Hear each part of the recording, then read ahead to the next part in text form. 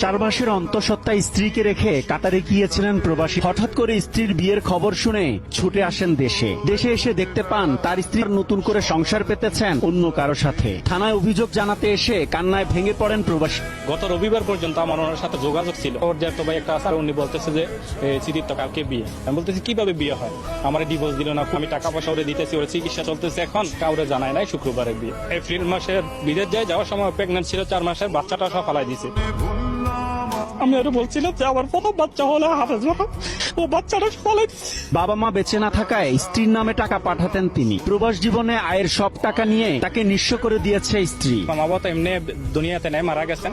ওর সাথে আমার একটা আন্ডারস্ট্যান্ডিং ছিল, বিশ্বাস তৈরি হয়েছিল যে ও আমার জন্য কিছু করবে। সেই জন্য আমি ওর নামে টাকাগুলো পাঠাইছি। প্রথম মাসের টাকাগুলো আমি ওরে পাঠাইছি। এই মাসে হয়তো বাড়ির কাজ ধরবে। গত 3 বছরে ওরে মোট 18 লক্ষ টাকা পাঠাইছি। মা বাবা কেউ নাই, আমি আমার ফ্যামিলিরে একটু